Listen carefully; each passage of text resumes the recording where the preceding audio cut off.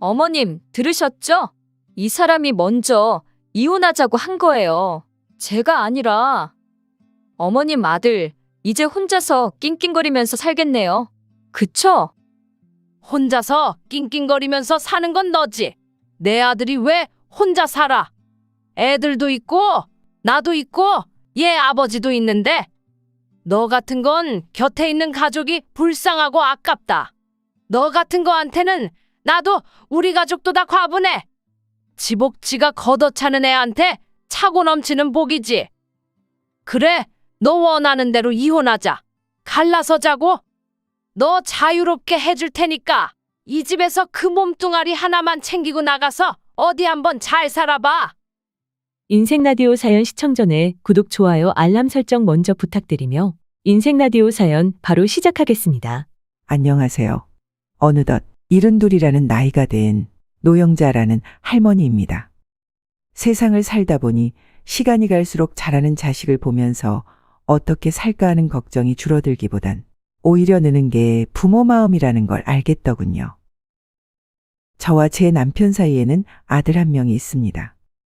대학 졸업장 따서 회사에 취직한 후에 아들은 영 실내에서 일을 하는 걸 답답해 하더군요. 나이 30에 3년 다닌 회사를 때려치우고 이리저리 방황하다가 곧 화물차 운전사로 자리를 잡더라고요. 아니, 편한 월급쟁이 일을 관두고 왜 전국 방방곡곡 위험하게 운전해서 다니는 일을 하냐고 하니까 아들이 하는 말이 이거였습니다. 그냥 제 팔자가 그런가 봐요. 역마살인지 뭔지 한 곳에 뿌리 내린다고 생각하면 속이 답답해져요. 운전하면서 돌아다니는 게 제 팔자나 성격에 맞아요. 어머니, 그러니까 걱정 마세요.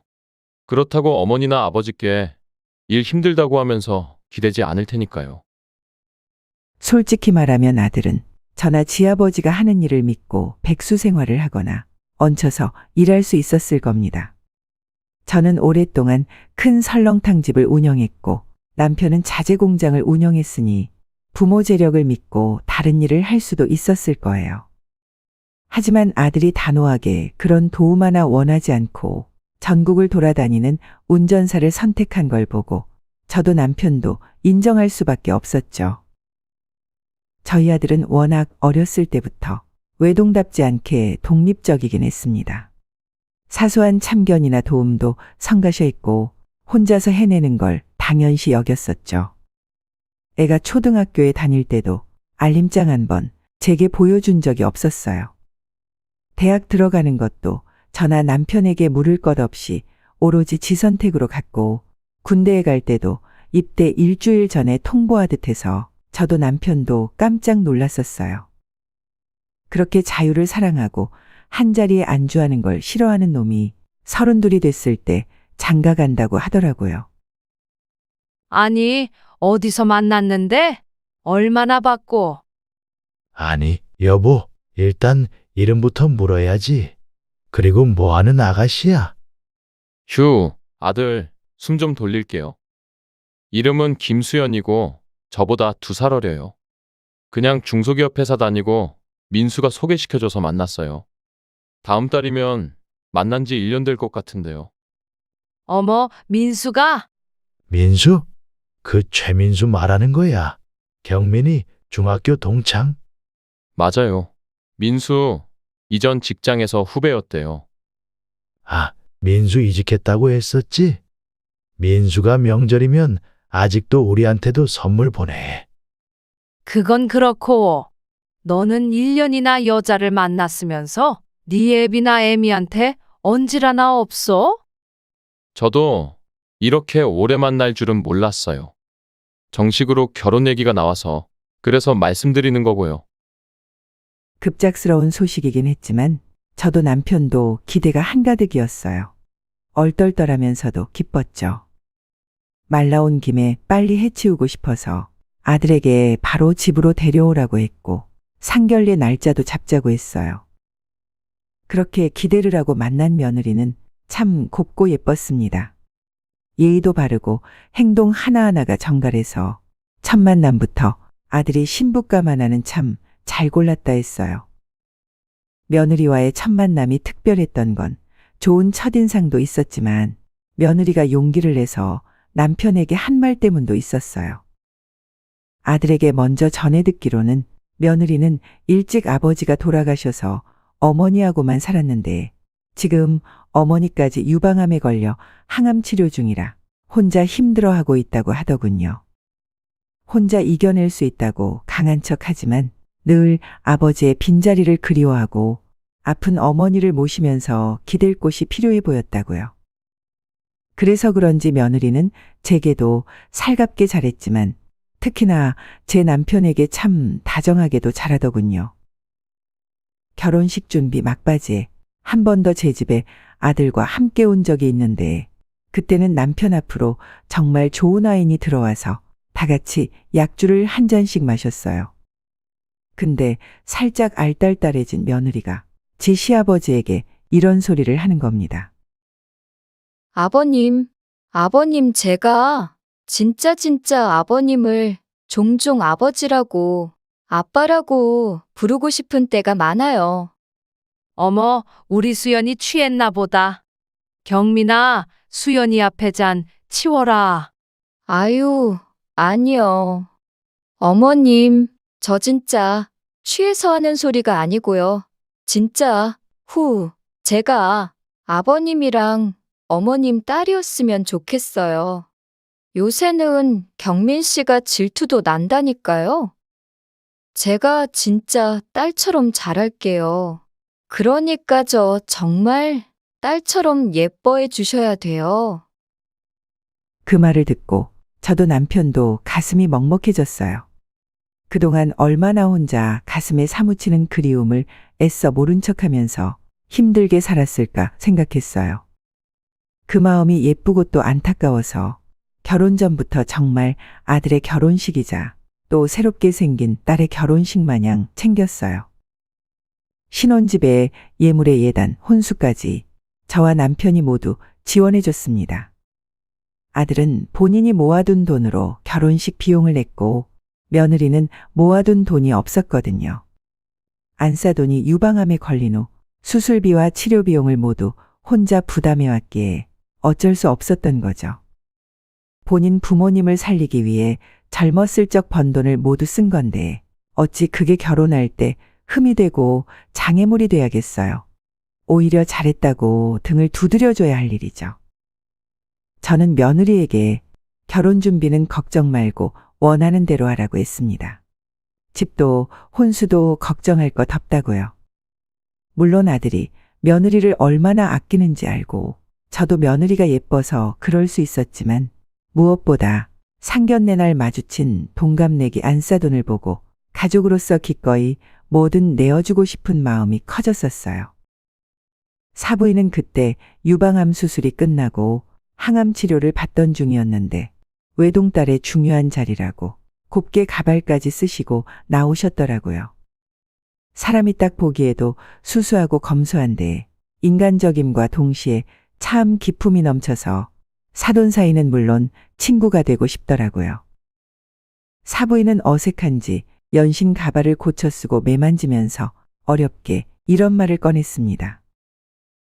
우리 수연이가 사회생활하기도 전부터 혼자인 엄마 챙기느라고 정말 고생 많이 했어요. 정말 어디 내놔도 부끄러울 것 없고 자랑스러운 딸인데 제가 늘 걸림돌이 된 것 같아서 마음이 안 좋았네요. 그래도 이렇게 새로운 가족을 만나서 환영받는 모습을 보니 안도가 됩니다. 우리 수연이 며느리로서 가족으로서 예쁘게 봐주셔서 정말로 감사합니다. 부모로서 자식에게 짐이 된다는 게 그 생각이 얼마나 죄책감이 들고 괴로울까요? 혹시나 딸의 결혼에도 누가 될까 조마조마해 보이는 사부인을 보면서 같은 부모로서 엄마로서 그 걱정을 덜어주고 싶다는 결심을 했네요. 그래서 더 기꺼이 아들과 며느리의 결혼에 힘을 썼습니다. 사부인에게는 걱정 마시라. 수연이와 사부인이 우리와 한 가족이 된 다음에는 그런 걱정 안 하게 만들어주겠다. 호언장담을 했습니다.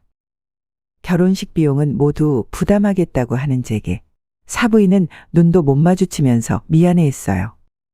저는 그저 어깨를 매만지면서 누가 얼마를 내며 뭐가 중요해요? 우리도 귀하고 소중하게 키운 사부인 딸에게 마땅히 받을 대접을 하면서 데려오는 거랍니다. 이제 아무 걱정 마세요. 힘들 때는 언제든 가족에게 기대시고요. 라고 말했습니다. 그리고 결혼하고 나서는 둘이 알아서 잘 살 거라고. 사부인은 이제 사부인 본인만 생각하고 치료하는 것에만 집중하라고 했어요. 그렇게 아들의 결혼 후에 저는 예쁜 딸과 소중한 친구를 얻었습니다. 며느리도 며느리대로 저와 남편에게 잘하고 아들과 아들딸 낳고 잘 살았지만 무엇보다 동갑내기 친구가 생겼다는 게 참 기뻤네요. 사부인의 항암 치료가 끝나갈 때쯤에 축하하는 의미로 가족들 다 같이 제주도로 여행을 떠났어요. 양가사돈네가 단체로 여행하는 건 상상도 못했는데 다 같이 가니까 참 좋더라고요. 남편은 아들네와 리조트에서 쉴 때 저와 사부인은 차를 렌트해서 여기저기 드라이브를 갔어요.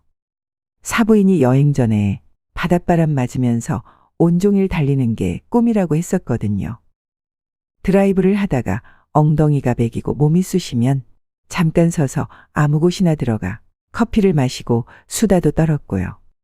그리고 다시 바닷바람으로 코를 청소하듯이 달리다가 배가 고프면 또 서서 식당을 찾아 들어가 배를 채웠고요. 여자에게는 다른 여자와의 연대가 필요하다는 건 시대를 초월하는 진리인 것 같습니다. 제 나이쯤 되면 친했던 친구들이나 모임은 다 저들 인생 사느라 뿔뿔이 흩어져서 1년에 얼굴 한번 볼까 말까 싶은데 사부인을 만난 이후로 아주 단단한 공감대를 만들 수 있는 수다 친구가 생겼어요. 아들의 결혼 생활 7년 동안 변화는 많았지만 모두 좋은 변화들 뿐이었네요. 아들도 운송이를 늘렸고 또 며느리는 둘째 손주를 낳고 다니던 회사를 그만두고 전업주부가 됐습니다. 사부인은 완전히 완치 판정을 받아서 지겨운 항암 치료에서 졸업을 했고요. 정말 이대로 살면 훗날 한없이 기분 좋게 떠날 수 있을 정도로 행복한 일상이었죠. 이대로만 살면 이 생에 미련이 없을 정도였어요. 하지만 제가 너무 많은 걸 바란 걸까요? 그냥 이대로만 살고 싶은 염원에 하늘이 괘씸하다고 노한 걸까요? 아들이 결혼을 해서 가정을 꾸린 지 8년 만에 저희 가족에게는 상상도 하고 싶지 않은 불행이 찾아오고야 말았습니다. 오랜만에 설렁탕 집에 나갔던 날 일하다가 전화 한 통을 받았어요. 바로 며느리였어요. 며느리는 떨리는 목소리로 애써 큰 돌을 삼키는 사람처럼 제게 설명을 하더군요. 아직도 그 떨림이 기억이 납니다. 어머니, 지금 경민 씨가 사고를 당했다고 병원에서 연락이 왔어요. 경민 씨가 지금 의식이 없대요. 그 뒤로부터는 솔직히 아직도 기억이 뜨문뜨문만 나네요. 식당에서 하고 있던 앞치마 그대로 택시를 타고 며느리가 말한 병원으로 달려갔어요. 그리고 택시 안에서 남편에게 전화를 하고 병원에 도착했을 때 아들은 이미 수술실에 들어간 후였죠. 아들은 척추에 심한 외상을 입었습니다. 골절이라고 하더군요. 다리까지 심하게 망가져서 의사는 거의 50대 50으로 하반신마비가 될 수 있다는 하늘이 무너지는 말을 했어요. 아들은 1년 동안 병원에 입원해서 5번에 걸친 대형 수술을 했습니다. 그동안 며느리도 저도 아들에게 매달려서 병간호를 했어요. 수술 후에 물리치료와 재활치료를 받긴 했지만 그때 아들은 휠체어가 없으면 움직이지도 못할 정도로 심한 상태였거든요. 보고 옆에서 도와주는 사람도 가슴이 미어지는데 그 독립적이고 남의 도움받기 싫어하는 애가 하반신 마비라니 정말 지켜볼 수가 없을 정도로 아들은 좌절했습니다. 아들이 병원에서 혼자 휠체어에 앉아서 화장실에 가거나 이동을 하려고 하다가 몇 번을 넘어지고 엎어졌는지 몰라요. 사고를 당하고 수술을 받고 나서는 살들이 모두 예민하고 약해져서 조금만 해도 바로 상처가 나고 멍이 들었거든요. 어째 병원에 입원해서 치료를 받는 동안 몸에 나는 상처가 더 늘어나는 것 같았네요. 세 번째 수술 후에는 지칠 대로 지쳐서 무건수행에 식음을 전폐하기도 했습니다. 시름시름 말라가는 아들과 함께 저도 며느리도 온 가족이 함께 말라가는 것 같았어요. 하루는 며느리를 집으로 보내 쉬게 하고 제가 아들 병실 옆 간이 침대에서 자고 있는데 누가 흐느끼는 소리를 듣고 깬 적이 있었어요. 눈을 슬며시 뜨니 침대에서 아들이 저를 보고 숨을 삼키면서 울고 있는 거예요.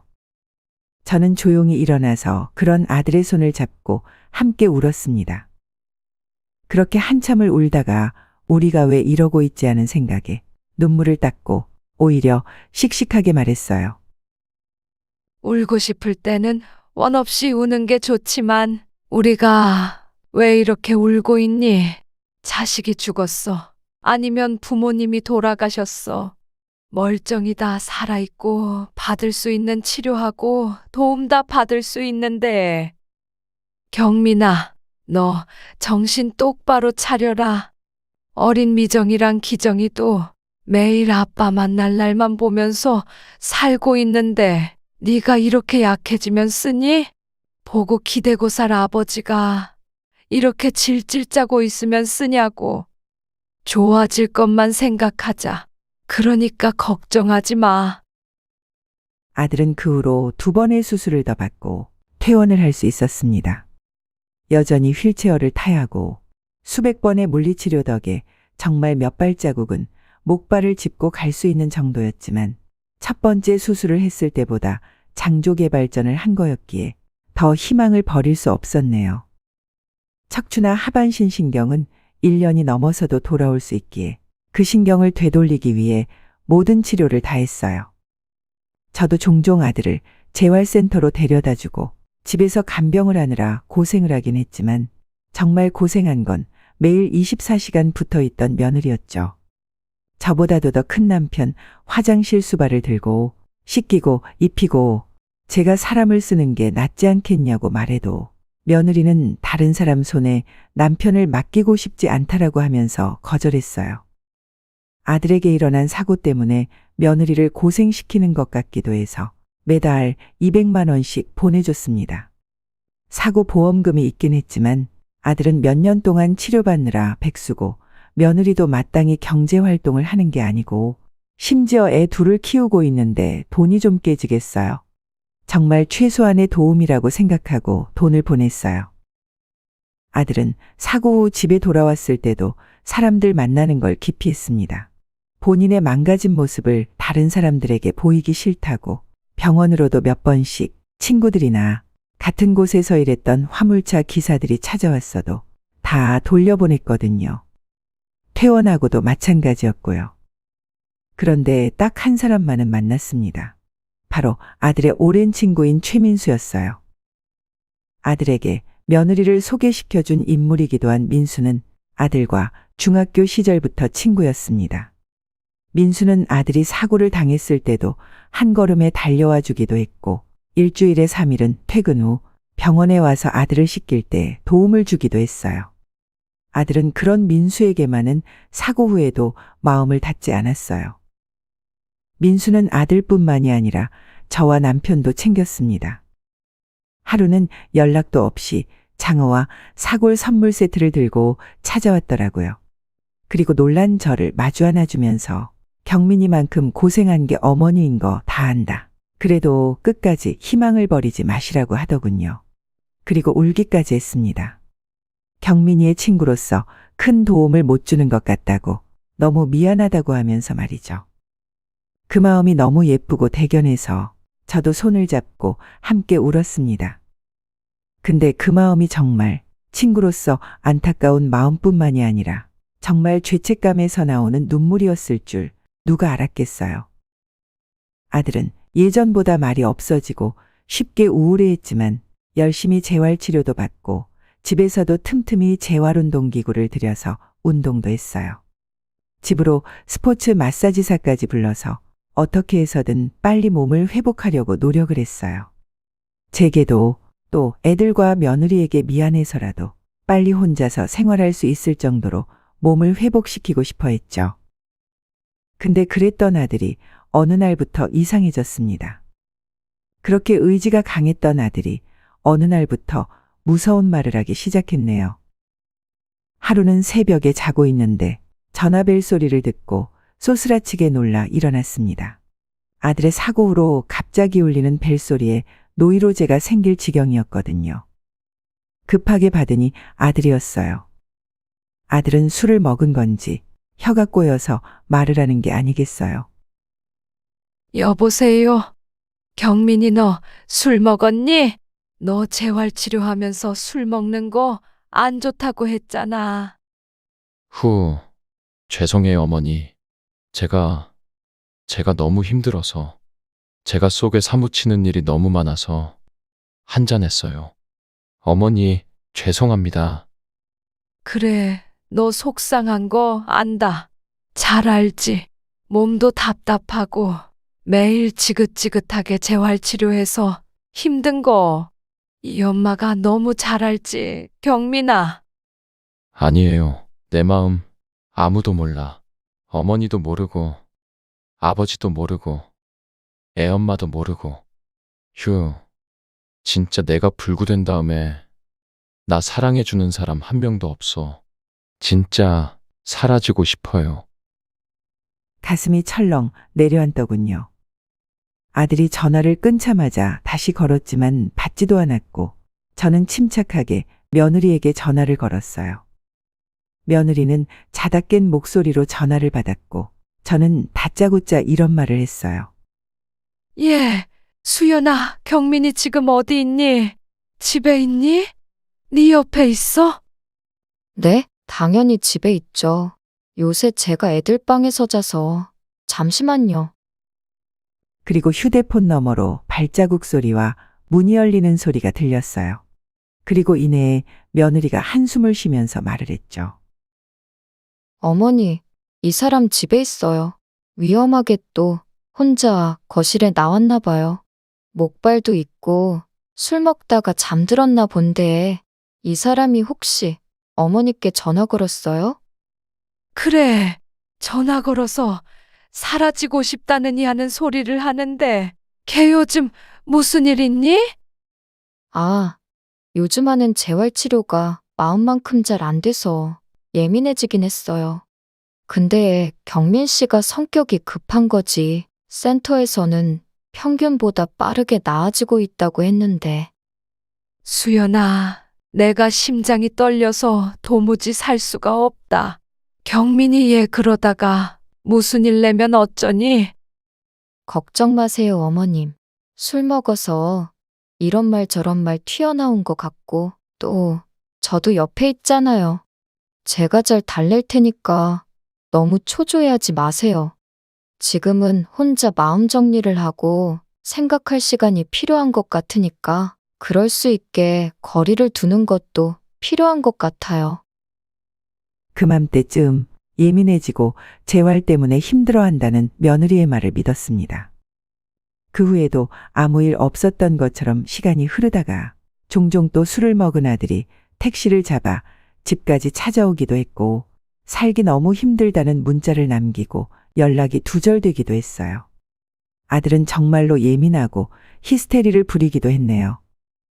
아들이 집에 왔을 때 거실에 있는 꽃을 보고 웬 꽃이냐고 물어서 네 친구 민수가 보냈다고 말하니 어디서 수가 틀린 건지 그 꽃을 그대로 잡아채서 쓰레기통에 버리기까지 했어요. 그 정도로 예측할 수 없고 예민한 아들의 모습에 그동안 힘들다는 소리 한 번도 안 한 며느리도 아들 옆에 있는 게 너무 힘들다고 지친다고 하기까지 하더군요. 그렇게 가슴 떨리게 불안한 시간을 보내다가 돌아오는 아들의 생일에 왜 아들이 몇 달 동안 그렇게 돌발 행동을 했는지 알게 되는 충격적인 사건이 터지고야 말았네요. 아들의 생일 3일 전부터 아들과 연락이 닿지 않았어요. 왜 또 이러지 싶어 집으로 가려고 하다가 거리를 두는 게 필요하다는 며느리의 말이 생각이 나서 참았습니다. 그리고 생일날 아침 새벽에 와 있던 아들의 문자 메시지에 침을 삼킬 수밖에 없었네요. 정말 괴롭습니다. 어머니, 더 이상 말도 안 되는 두 다리로 사람 취급도 못 받으면서 살기 싫어요.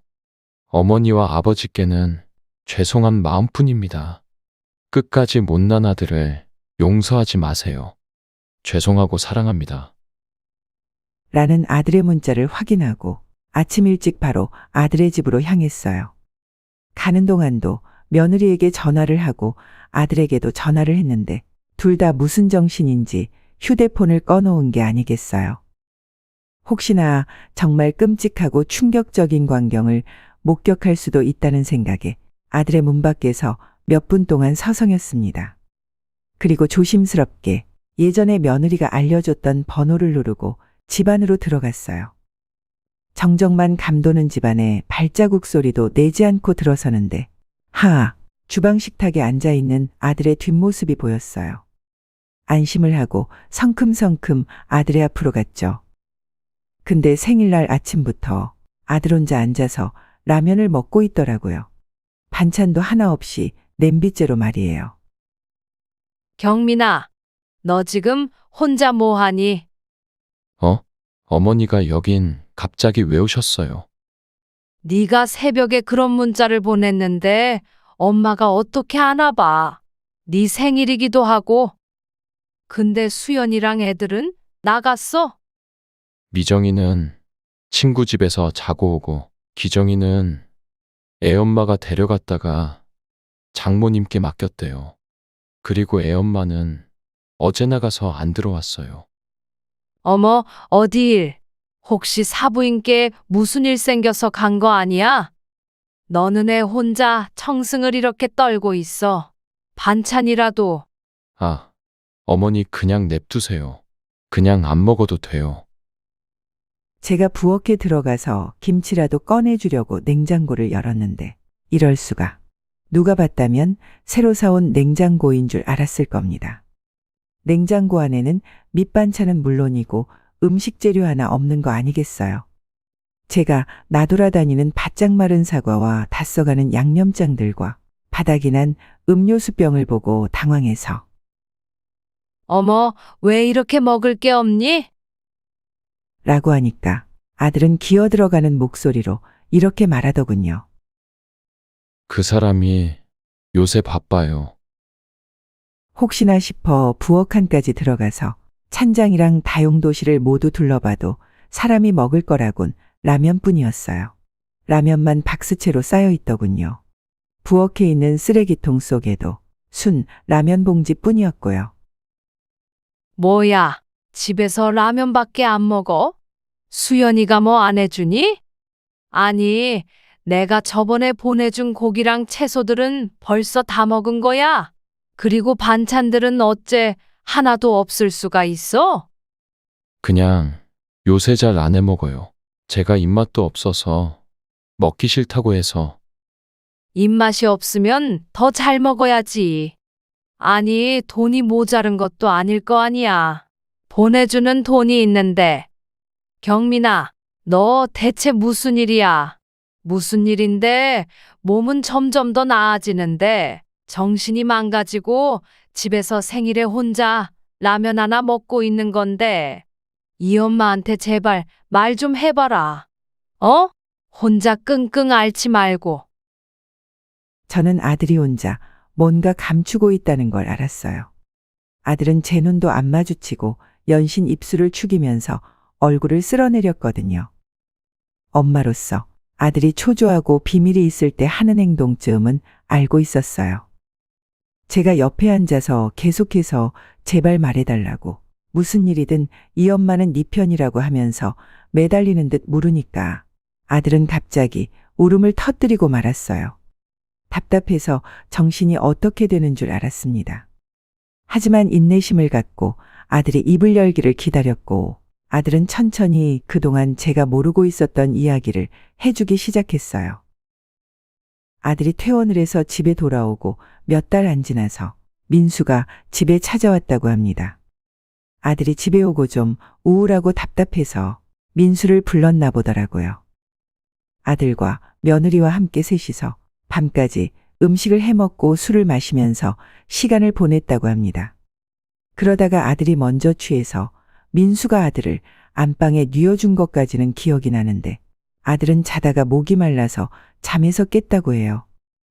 칼칼한 목을 가다듬고 천천히 바닥을 기어서 방문 앞으로 갔는데 그때 아직 거실에 있던 민수와 며느리의 대화 내용을 들어버렸던 거죠. 더 이상은 같이 못 살겠어. 내가 진짜 세상에 나쁜 년소리 듣기 무서워서 참고 살았는데 손가락질이 무서워서 계속 이렇게 살라고? 난 못해. 너 지금 그게 할 소리야? 정신 차려. 그거 실수였어.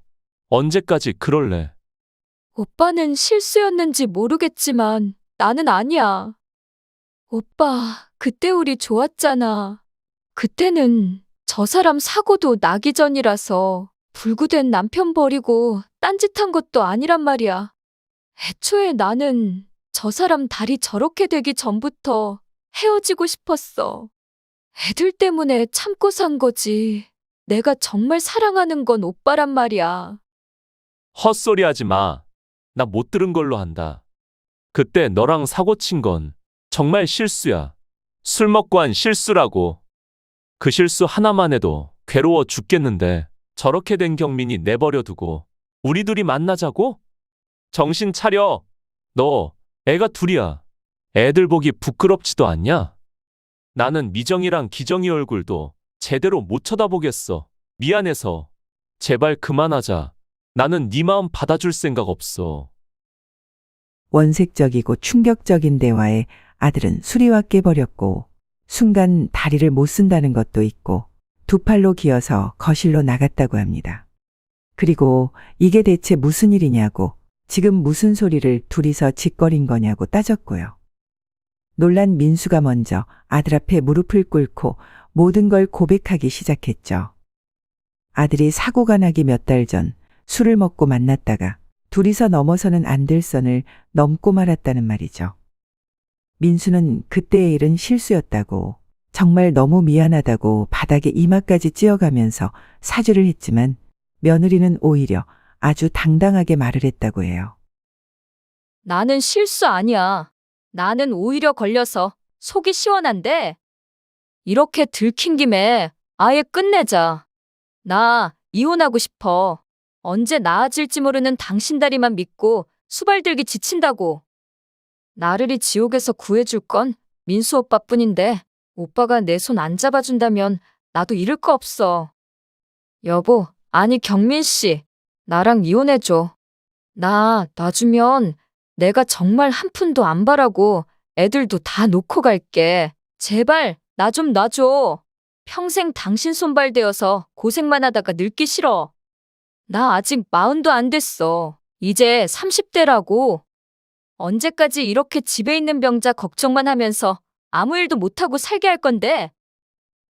민수가 며느리를 말렸지만 며느리는 끝도 없이 폭주해버렸고 아들은 그런 며느리를 보면서 충격과 함께 아물지 않는 상처를 받았어요. 쓰지 못하는 다리 때문에 이 지경이 됐다는 좌절과 함께 아내에게 버림받으면 뭐하러 사나 하는 극단적인 생각까지 했다고요. 그 사건으로 냉랭해지고 아는 척도 안 하는 며느리를 보고 이혼을 생각했다고 해요. 더 이상 이렇게 살아봤자 의미가 없으니까요. 하지만 늘 엄마를 찾고 하루라도 엄마를 못 보면 우는 딸과 아들을 보고 자신이 없어졌다고 합니다. 정말 아내가 애들을 두고 떠난다면 불쌍한 애들이 몸이 불편한 아빠와 함께 불행해질까 두려웠다고요. 차게 식은 라면 국물처럼 제 마음도 싸늘해졌습니다. 입술이 바들바들 떨리고 당이 훅 떨어지는 게 온몸으로 느껴졌어요. 아들이 그때 느낀 치욕적인 배신감을 저 또한 느낄 수 있었죠. 근데 그때 아들에게 뭐라 말을 전하기도 전에 현관문 도어락 열리는 소리가 나더니 며느리가 들어오는 게 눈에 보이더라고요.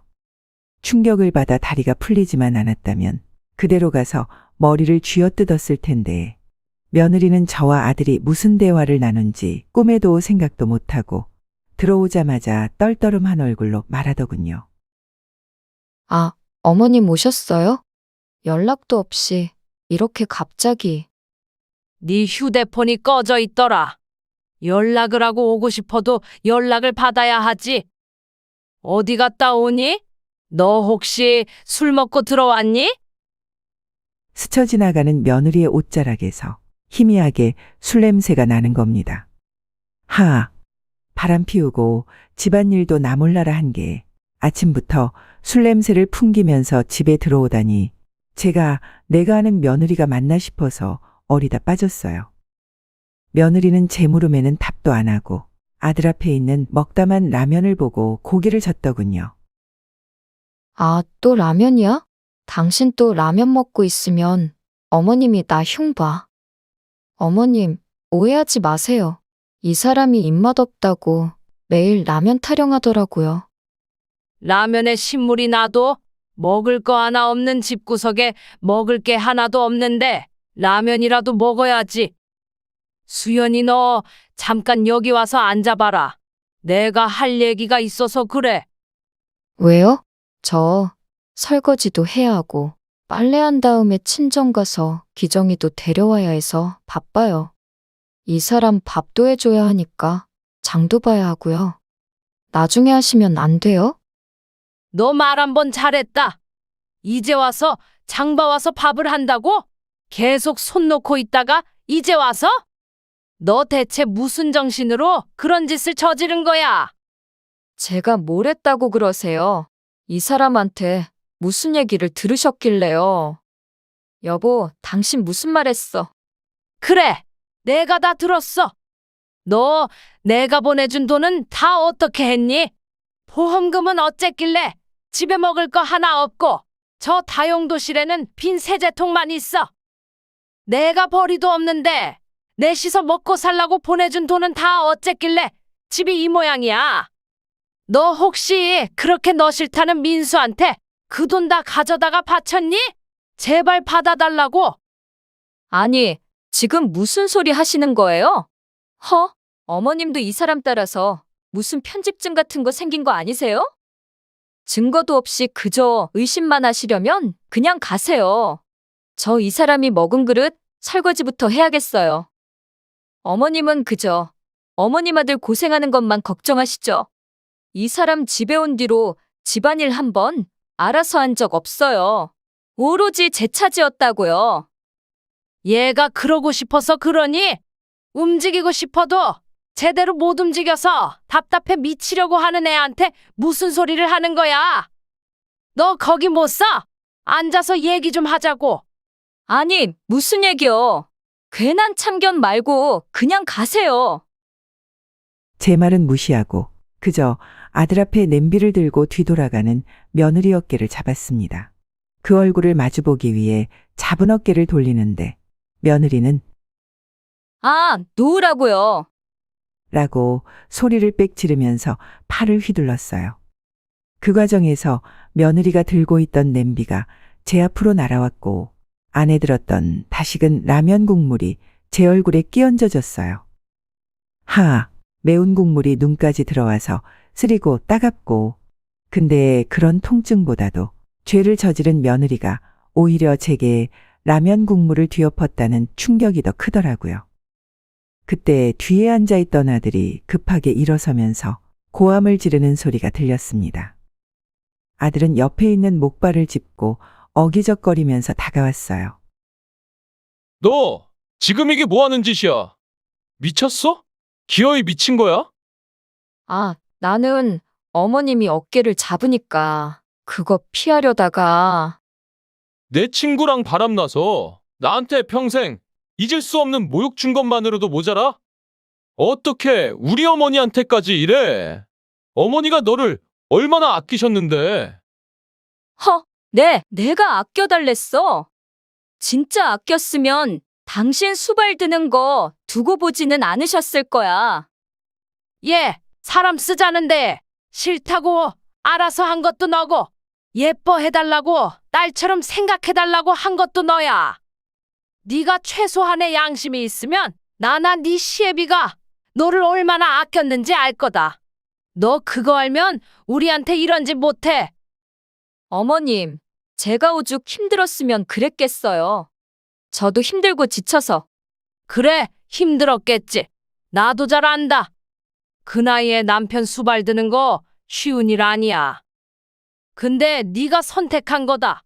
네가 내 아들이랑 결혼하기로 선택했고 사고 난 후로 네가 옆에서 손발대서 간호한다고 했어.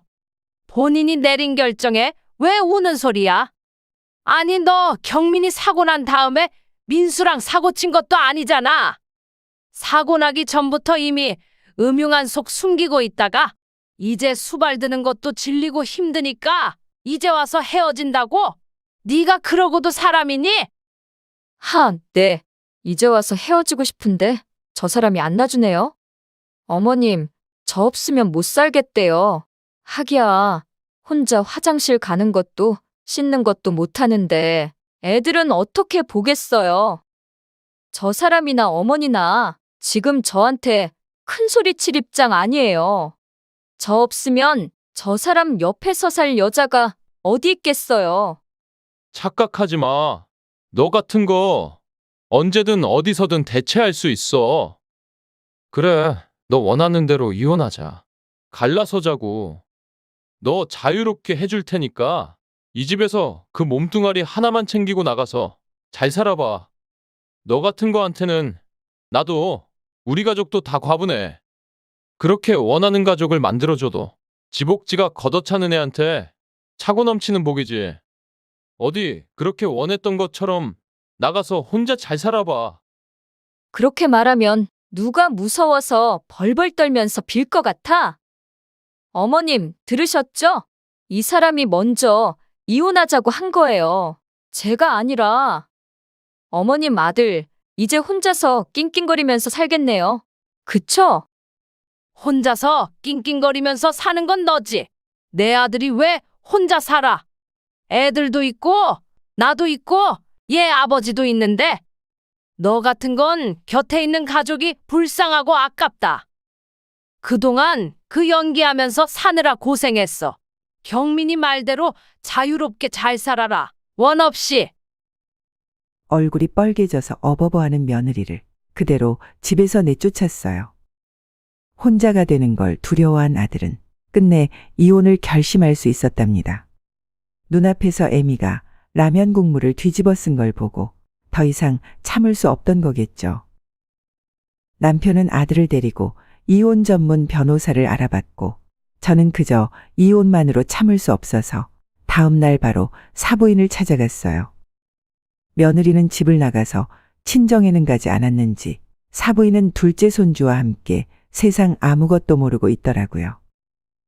웃는 얼굴로 저를 맞이해준 사부인은 이내에 제가 차분하게 하는 설명을 듣고 두 다리가 풀려서 주저앉고 말았습니다.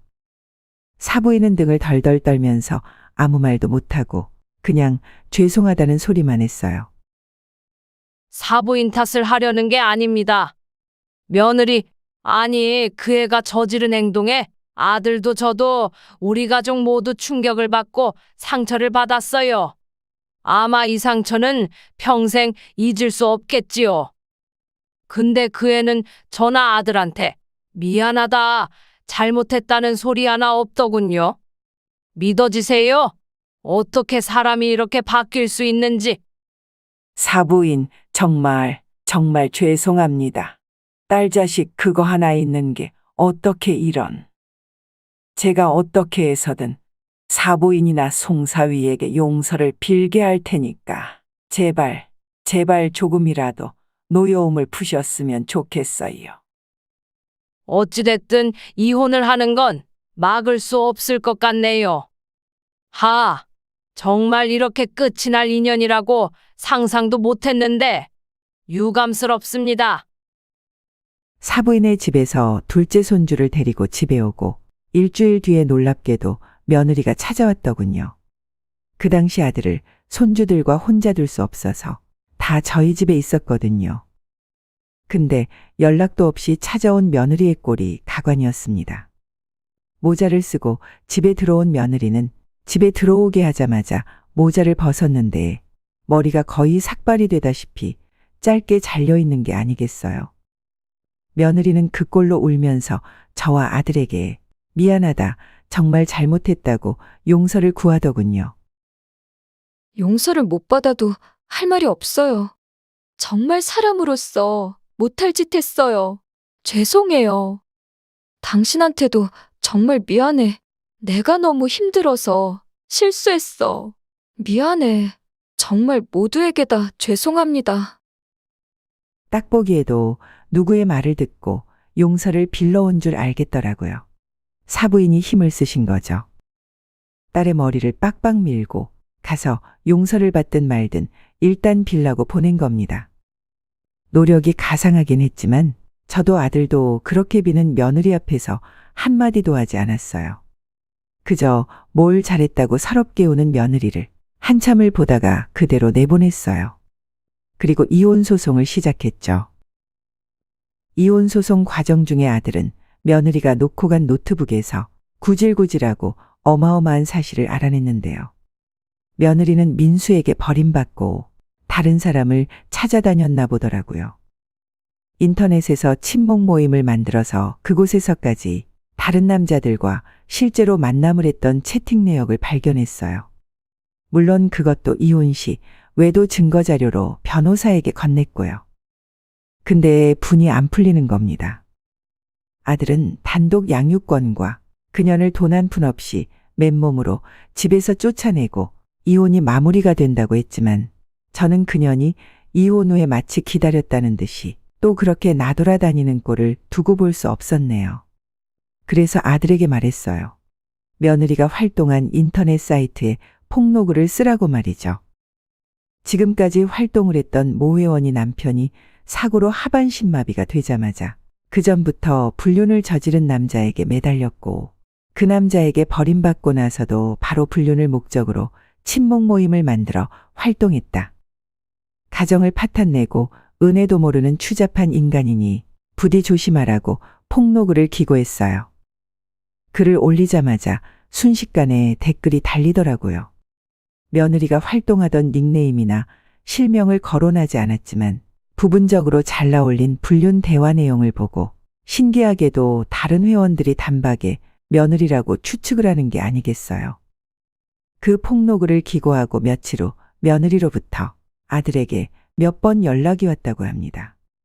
명예훼손으로 고소한다고 난리를 쳐대서 아들은 그러라고 했대요. 본인도 위자료 준비할 테니 너도 이혼할 때 나한테 줄 위자료 준비하라고 했다고요. 아들은 그 자낙무도한 년과 이혼을 했습니다. 며느리와 아들이 원하던 대로 애들의 양육권은 아들에게 갔고 며느리는 정말 몸 하나 딸랑 들고 나가는 격이 됐어요.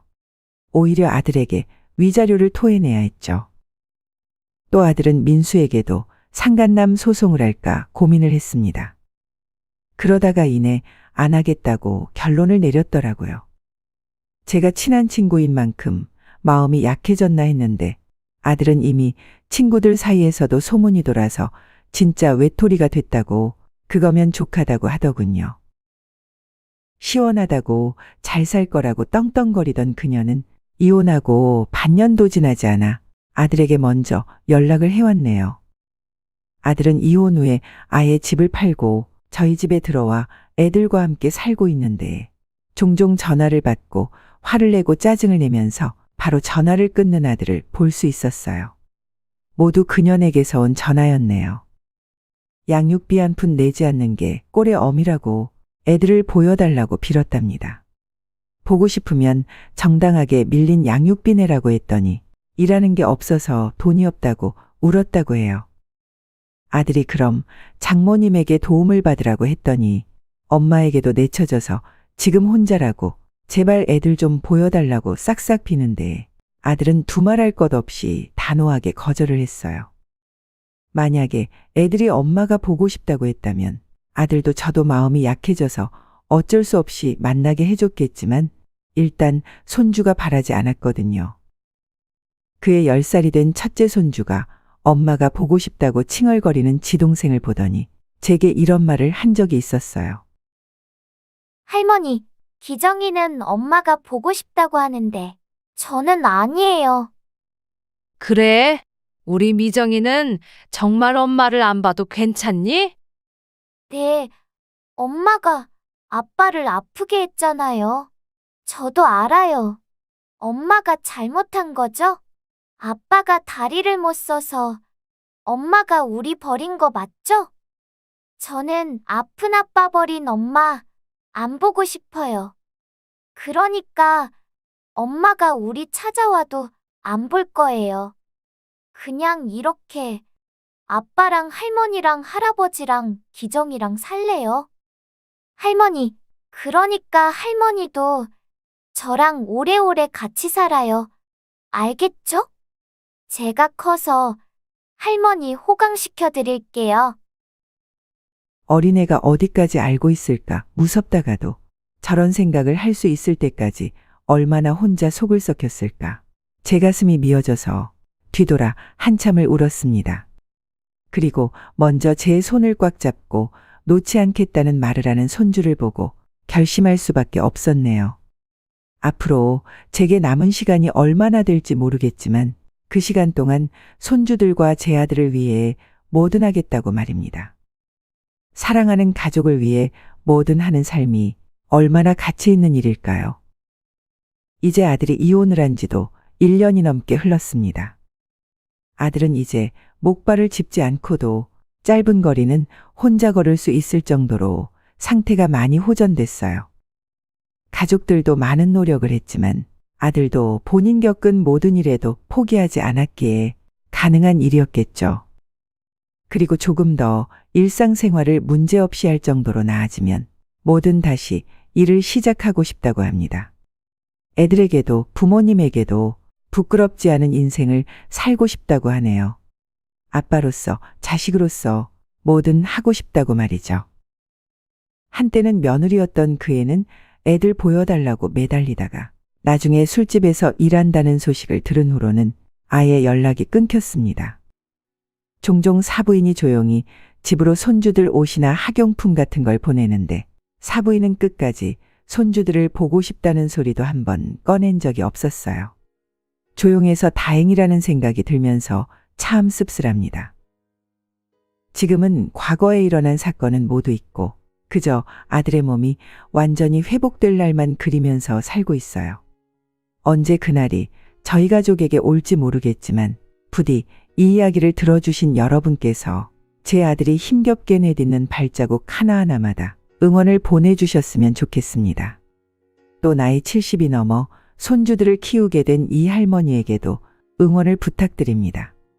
오늘의 인생라디오 사연글에 여러분의 소중한 댓글 참여 기다리면서 구독, 좋아요, 알람 설정해 주시면 매일 새로운 사연으로 만나실 수 있습니다. 늘 건강하시고 행복하세요. 감사합니다.